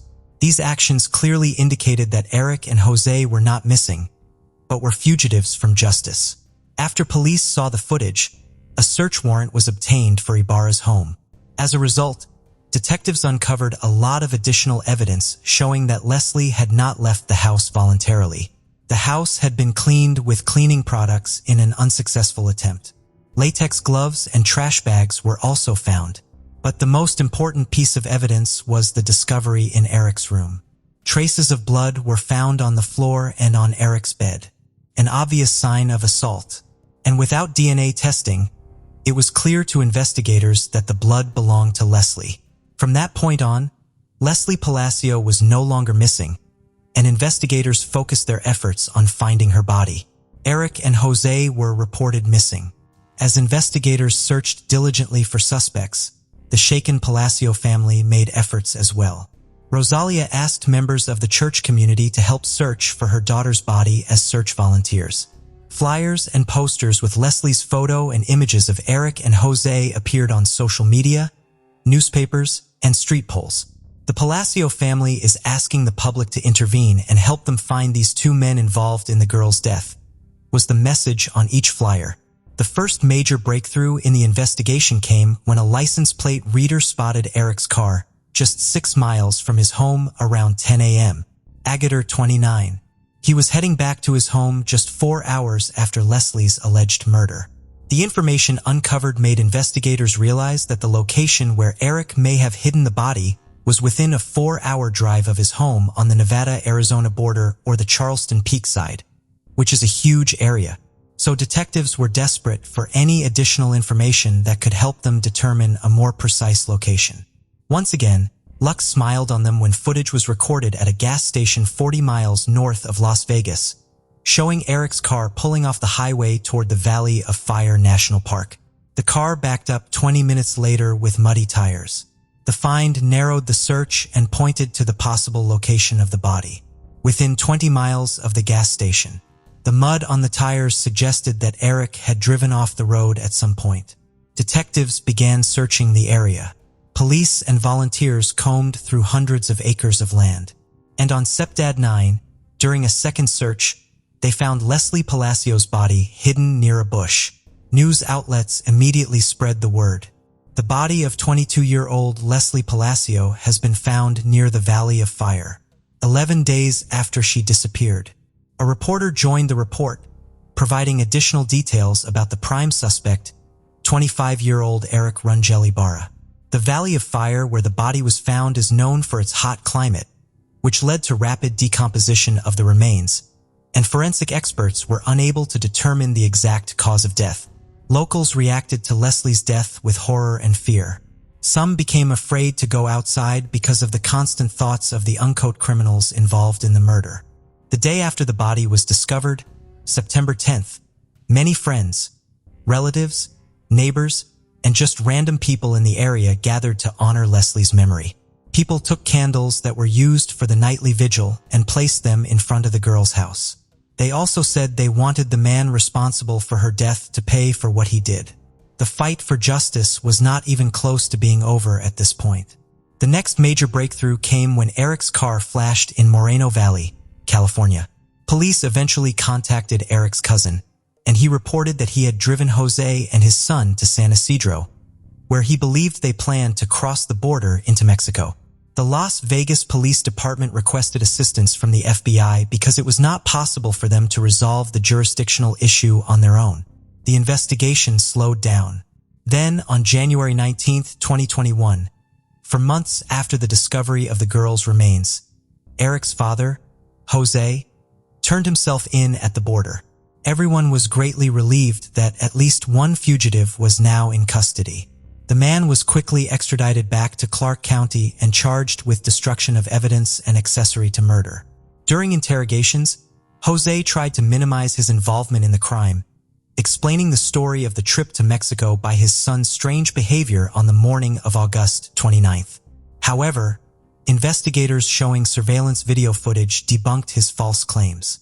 The footage clearly showed him helping carry Leslie's body out of the house and washing the driveway. Faced with the evidence, Jose changed his testimony. He said he was working in the garage when Eric brought Leslie's body wrapped in a sheet into the garage. According to Jose, he panicked and helped his son load the body into the truck, assuming that Leslie had died of an overdose of illegal drugs because he saw no visible injuries on the body. Court documents indicate that Jose initially told police that, according to Eric, Leslie died of an overdose of illegal drugs. Jose also explained that Eric immediately talked about wanting to end his life, blamed himself, and so he decided that the best thing to do for his son was to take him to Mexico. When investigators asked Jose for Eric's current whereabouts, he explained that as soon as the two of them entered Mexico and boarded the bus was searched by Mexican authorities. He and his son got scared and decided to split up, thinking that apart, it would be harder for the authorities to find them. For this reason, he would love to help the investigation, but has absolutely no idea where his son might be. On June 18, 2021, Jose formally pleaded guilty to destruction of evidence and accessory to murder. Despite the horrific characteristics of his crimes, Jose Ibarra was sentenced to only 2 years in the Clark County Detention Center. causing shock and dismay in the community. The Palacio family was shocked and outraged by Jose's lenient sentence, which they felt was unjust. During the pandemonium, Jose Ibarra joined the court proceedings virtually, while Leslie's family and friends attended in person. They urged the judge to impose a harsher sentence, arguing that 2 years was not enough for an accessory to murder who helped dispose of the body and hid the perpetrator. Jose Ibarra pleaded guilty and tried to apologize to Palacio's family, saying his love for his son outweighed him. He expressed regret for his actions. However, Leslie's family did not accept his apology and did not consider it sincere. To date, Eric's whereabouts remain unknown, and he continues to live a free life in Mexico. Jose was released on April 28, 2022. Ofelia Markarian, attorney and representative of the Palacio family, commented as follows, and raises questions about fairness in dealing with serious crimes. The Palacio family is determined to fight to change the law in Neva because they believe that whoever was involved in the murder should receive a longer prison sentence than 2 years. They hope that the perpetrator will be found and prosecuted in the United States, where he will be charged and given the punishment he deserves. Ofelia Markarian is directly reaching out to those who may know of Eric's whereabouts in Mexico. In every media interview, she calls for Palacio's family to be given a small measure of justice. Maria de Jesus Zamudio was born on April 5, 1996 in Mexico City. As the third among 4 sisters, she quickly won over the hearts of all who knew her, affectionately earning the nickname Marichui. Throughout her elementary education, she attended a Catholic school. Her dream was to become a nun to help as many people as possible, aiming above all to distinguish herself from selfish individuals. To achieve her goals, she spent every afternoon with her best friend, organizing plays, dances, and talks for younger children to draw them closer to religion. Her interest didn't stop there. She was an extremely active girl, keen on sports, practicing karate and swimming. However, over time, she discovered her true passion was basketball. As a teenager, Marishvi moved away from religion, but not from her studies. She became a very cultured and diligent young woman, spending her time reading and visiting museums every Sunday. She also had a passion for taking photographs of her cat. Although she enjoyed going out like any other teenager, she did not do it often, preferring to spend time with her family. Her passion for study paid off, and she was admitted to the Petroleum Engineering program at the National Polytechnic Institute. Out of 822 applicants, she was one of the 176 women who got in. Initially, Marisu thought she couldn't attend because it was a costly institution, but her record of excellent grades earned her a full scholarship. Despite having her studies secured, the young woman wanted to be economically independent and got a formal job at a cinema chain in Mexico City. There, she won the affection of both her colleagues and customers. Even on promotion days, when the cinema was packed, she managed to make those who approached the purchase window smile. Her goal was to save enough money to take her nephews to Disneyland. Meanwhile, she enjoyed celebrating the Day of the Dead with them, her favorite holiday. Every November, she made bags of sweets and went out to distribute them with the little ones. Marichui's kindness was not only reflected in her relationship with her nephews. She remembered all her close ones, visited them whenever they were sad, and helped them with any inconvenience. She was surrounded by people who loved her. She had the best possible relationship with her mother. They texted each other every morning and dreamed of moving together to a house in Playa del Carmen. Marichui had her whole life planned out. After finishing her degree, she would pursue a master's, then work as an engineer, and later form a family as united as her own.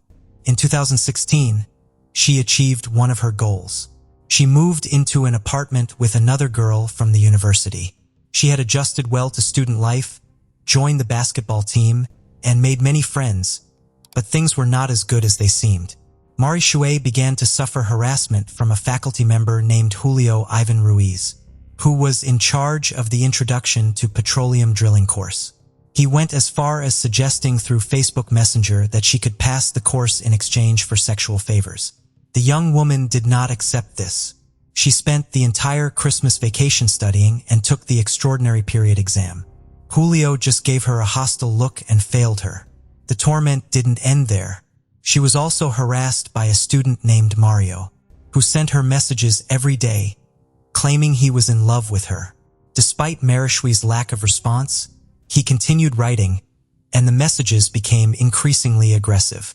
Uncomfortable with both situations, Marishui formally requested a change of major, but she never went through with it.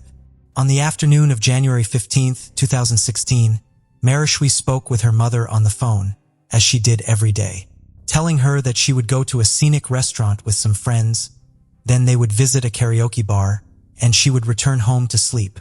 At 4 in the morning, Yesenia's phone began to ring.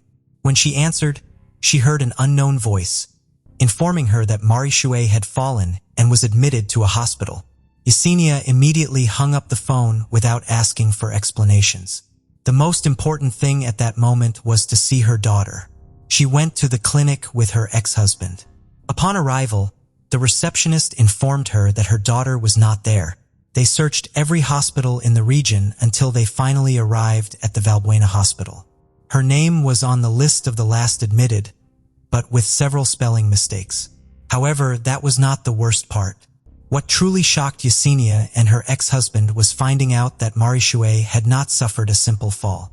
The doctors told them she had fallen from the window of an apartment, which was on the 5th floor, sustaining a traumatic brain injury, and was in a coma. The situation was strange, but Yesenia preferred to focus first on her daughter's health. Although the young woman had a chance to survive, she needed to undergo several surgeries for the fractures in her femur, legs, and skull, which were extremely costly. Through social media, Yesenia asked all of Marishui's friends to pray for her and organized a fundraiser to cover the high medical expenses. Thanks to Marishui always helping her acquaintances, they did the same for her, allowing her to be transferred to a specialized hospital where she underwent multiple surgeries. But what happened that night? On January 15, 2016, Marishui attended a dinner at a restaurant at 8 in the evening, planning to eat with 3 friends, one of them named Gabriel. However, Gabriel unexpectedly invited the teacher, Julio Ivan, which made the young woman uncomfortable since he was the professor who had harassed her previously. Marishui tried to stay calm, and after dinner, they went to karaoke. When they left, she tried to take a taxi to return to her apartment, but the teacher insisted on driving her in his truck, which Gabriel was driving. Marishui, somewhat frightened, accepted and sat in the back with the 2 men. During the ride, Julio and Gabriel began to touch Marishui, and when she tried to escape by getting out of the truck, they knocked her down and forcefully put her back in. Upon arriving at her apartment, some neighbors saw Gabriel and Julio carrying Marishui up the stairs while she hit and struggled to escape from them. She even knocked on some apartment doors asking for help, but no one helped her. Not even her friends with whom she shared the rent, thinking it might be a robbery. Minutes later, they opened the apartment, and once inside, Gabriel and Julio tried to undress her to abuse her, managing to tear her clothes and break the buttons. The other 2 roommates just watched from afar and decided not to intervene. Marishui continued screaming and asking for help. Seeing that the situation was going nowhere, Julio and Gabriel proceeded to throw her out of the window. A neighbor named Rosa saw Marishui's body fall more than 12 meters while her attackers fled the scene, at which point she called the police. Marishui fought for her life in the hospital for several days, but ultimately, she died. This version was confirmed after a forensic doctor mentioned that the injury mechanics provided key elements, indicating that the young woman did not jump head first into the void but fell feet first because she tried to grab her attackers until the last moment. This was also proven by finding Julio and Gabriel's DNA under Marishui's nails, leading to a 180-degree turn in the case.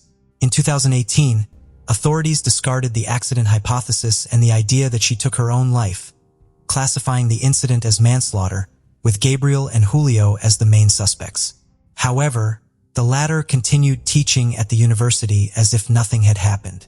Yesenia was dissatisfied, stating that the case should be classified as femicide, and that by not doing so, they were diminishing the importance of the abuse her daughter had suffered before dying. She filed a complaint with the Mexico City Human Rights Commission. Due to the investigation file being poorly compiled, Yesenia also filed numerous complaints with the Mexico City Secretary of Public Security, the Superior Court of Justice of the capital, and the then city prosecutor's office. The Mexico City Human Rights Commission initiated an investigation and determined that evidence had been omitted during the case. There was evidence of police incompetence and a clear lack of interest on the part of the state. In a report, it was established that in the early hours of January 16th, a police officer arrived at the scene and entered the apartment to see where the victim had jumped from, but only glanced around. After the ambulance left, the officer departed without securing the apartment or the area where the victim fell, and without notifying the judicial authority, which could have led to the manipulation of evidence afterward. Additionally, the autopsy performed on Mari Shuey lacked basic requirements, such as listing all the individuals who had contact with the body and examining the intimate area to determine if she had suffered abuse before her death. Yesenia requested a public act in which the government would acknowledge their responsibility for these omissions and announce measures established to prevent their recurrence. This request was completely ignored and the case was shelved again.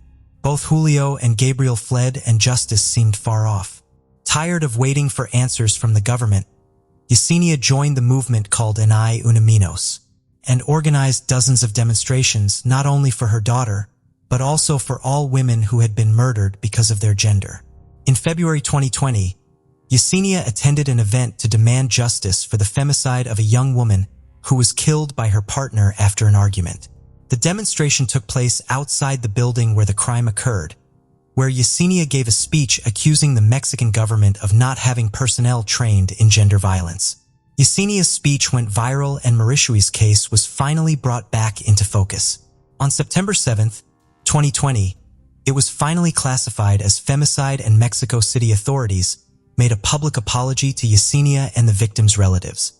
On January 25, 2022, a new event for Marishui's case took place at the National Polytechnic Institute, where the university joined the apology previously made by the authorities. Although the general director was present, it was the institution's lawyer who extended the apology.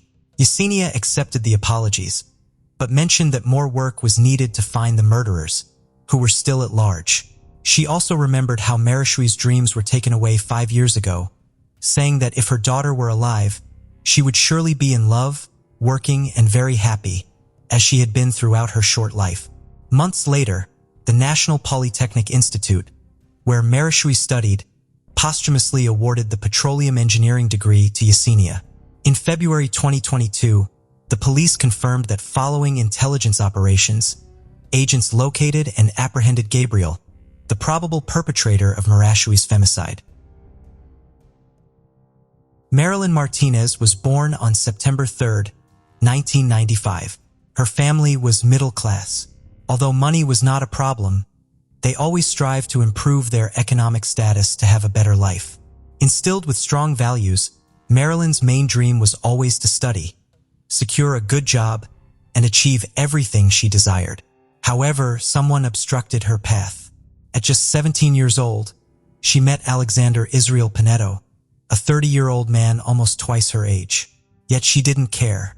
The love was immediate. Unlike others around her, Alexander seemed unattracted to her responsible and ambitious side. Instead, it bothered him and problems soon followed. Alexander frequently displayed intense jealousy whenever Marilyn went out with friends or even her family. He would lose his sanity, and although Marilyn tried to talk about issues, Alexander would violently beat her in a sinister attempt to show who was in charge. Despite the issues, they moved in together when she was still very young to counteract the torment she experienced at home. Marilyn sought things that made her happy. If she couldn't have stability in her relationship, she would at least find it in her career. She was studying and simultaneously began working in an office. She excelled at what she did, was very diligent, and committed herself fully to everything she undertook. Upon turning 18, Marilyn decided she had endured enough, packed her beautiful suitcases, and left. However, within a few hours, she realized she had forgotten some items in their shared home. She returned to collect them and found Alexander completely furious. He struck her on the head and punched her in the groin. Marilyn left the house crying and went to see her mother and sister, who both encouraged her to file a police report. She followed their advice, yet her determination quickly faded. Like a true manipulator, Alexander showed up at her house and convinced her to get back together, promising a fresh start. He vowed to treat her well and give her something she had always wanted: a child. Marilyn withdrew the police complaint and moved back in with Alexander. They had a beautiful wedding where he promised to care for and love her forever. 9 months later, their first and only child was born, and they moved to an apartment in the province of Lima. However, Alexander's promises quickly evaporated. On one occasion, he inflicted severe blows to Marilyn's head in front of their little one, who was just 1 year and 2 months old. The sinister man had no shame in exercising violence in front of his own son. Burdened by the horrible situation with her partner and the extensive care her young son required, Marilyn neglected her physical appearance, devoting all her time to caring for the baby. Her husband had forbidden her from visiting her mother and sister, as well as from having them come over to help. Growing increasingly depressed, Marilyn gained a significant amount of weight, which only added to her frustration. She no longer met her own beauty standards and didn't feel like the perfect girl she wanted to be. Nonetheless, Marilyn was never the type to remain passive when things didn't unfold as she wished. Something had to be done. She decided to initiate a plan to regain her figure, believing that looking good would make her feel good. Her training started to pay off, and Marilyn had an idea. Many women must be going through the same thing as her. If she recorded her routines and talked about her plans for spiritual growth, she could help others in similar situations. TikTok was the perfect platform for her mission, known for its vast array of videos where many users showcased their transformations and encouraged others to do the same. These were short, easy-to-follow recordings. By the time Marilyn turned 29, she had become a well-known influencer. She had nearly 600,000 followers on TikTok, along with 24,000 on Instagram. Everyone loved her, from housewives wanting to emulate her lifestyle to men attracted to her physique. Her content mainly consisted of exercise routines showing her body's progress, as well as health and self-care tips. She also did daily vlogs explaining how to be an entrepreneurial woman. But Marilyn didn't just post videos of herself. She also enjoyed sharing snippets of her personal life. On multiple occasions, she was seen spending time with her husband and son, who was now 8 years old. The videos often featured Marilyn dancing outside her apartment or playing with little pieces of paper, and also depicted humorous couple scenes that greatly differed from their actual dynamic. All her followers supported the relationship as they appeared very happy and united. Having been together for 12 years, they were seen as a role model. Her followers highlighted how Alexander supported her projects, but no one knew what happened behind closed doors. Marilyn's videos of dancing and lip-syncing to songs stirred up intense hatred in Alexander. He felt she made them to attract men, who would fall at her feet in the comments section. Whenever Alexander saw something on Marilyn's social media that he disliked, the violence would reappear and increase day by day. Marilyn's family was deeply concerned for her. On the rare occasions when they saw her, they couldn't help but notice how her husband controlled every move she made, criticized her clothing, and constantly watched her with disapproval. Whenever Marilyn was away for a couple of hours, she would return home to a disastrous jealousy scene. Alexander bombarded her with questions about whom she had been with and why she had been gone for so long. Marilyn reacted to these comments, but in return, she faced physical violence from her husband. She began to think about separation, but feared how it might affect their son. On the other hand, unconcerned about their son's mental health, Alexander started to use him as a spy, asking him to check his mother's phone and report on her social media interactions. The situation escalated to the point where Alexander wanted to know even what she discussed with her family members, fearing they were advising her to leave him.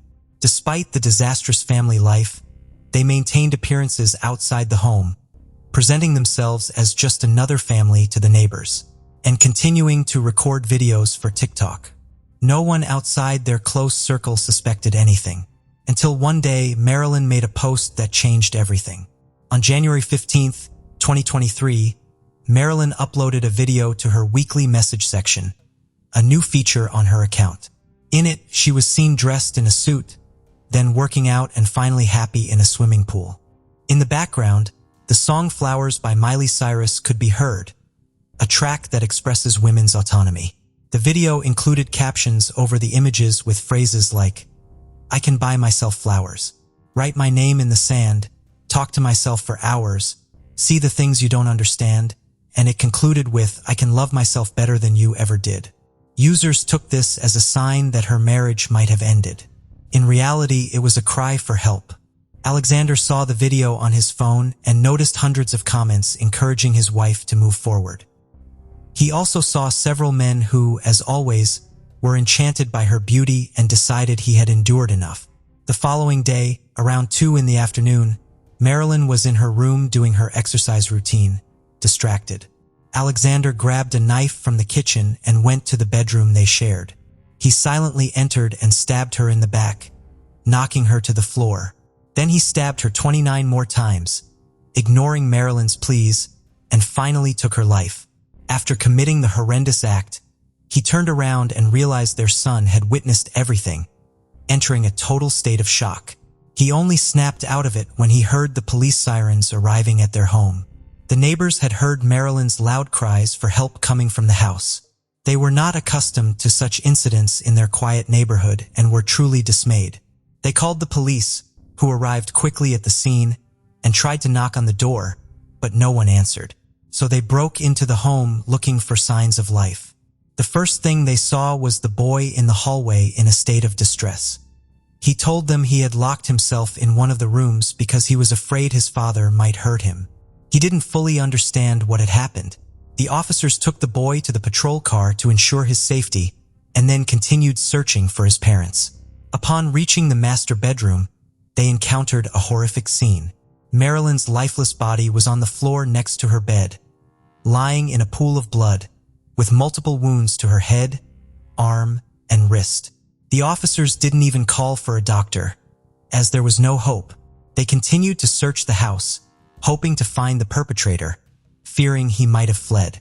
However, Alexander was in the living room, sitting very calmly, showing no remorse. He confessed to the crime and allowed the officers to handcuff him. As a precaution in case he later regretted his statement, one of the officers took out his cell phone and started recording. Alexander wasn't bothered. He was used to performing for the screens. When asked if he had used the same knife for all the injuries he had inflicted, he answered affirmatively. Before being taken to the patrol car to be transported to the station, he asked the authorities to take care of his son. Alexander was placed in pretrial detention, awaiting the start of the judicial process. He returned to the house where he committed the crime to participate in the reconstruction of the events. This time, he himself prevented being recorded, seeming guilty of having murdered his wife. He even wore the same shirt that had appeared in several of their videos. He detailed Marilyn's last moments of life, admitting he had taken her by surprise so she couldn't defend herself. He mentioned seeing the blood flow. At that moment, he thought about taking his own life, deciding it was his turn. But before he could stab himself, he backed out, describing himself as a coward in his own words. Despite the magnitude of his narrative, the sinister man spoke with total coldness, as if recounting an anecdote. He also did not hesitate to say that his son had witnessed the crime. He reiterated that he was a murderer who had killed his wife and promised to pay whatever was necessary, although he did not seem very remorseful. That same day, local news broadcast the video, which even reached TikTok, the platform where Marilyn had often appeared cheerful and happy. At first, her followers thought it was a distasteful joke, but as hours passed, all Peruvian media outlets spread the news and the collective grief was overwhelming. Social media unified in demanding the maximum penalty for the murderer. The trial began swiftly, with Marilyn's relatives present to give their version of the story. They emphasized that episodes of domestic violence were constant in the relationship. They detailed how Marilyn had been mistreated physically and psychologically by her husband over the 12 long years of their relationship. They even mentioned the complaint she had filed against him in 2012, which she later regretted and withdrew. When Marilyn's sister took the stand, she made a powerful statement, noting that she had had the chance to observe the house after the police had finished their investigation.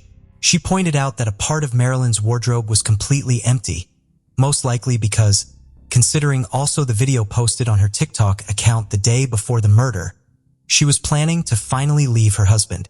Alexander denied that their relationship had ended, but admitted they had many problems. He spoke about how his partner's thousands of followers tried to woo her through messages, which made him extremely jealous. He admitted that jealousy was the motive for killing Marilyn, as if it were a valid reason. Public prosecutor's office ordered 9 months of preventive detention for Alexander, identifying him as the perpetrator of the murder. It is hoped that a more extensive trial can be held in the future where the maximum penalty is sought. Until then, an entire country will be watching. Social media was filled with messages of solidarity for the terrible event.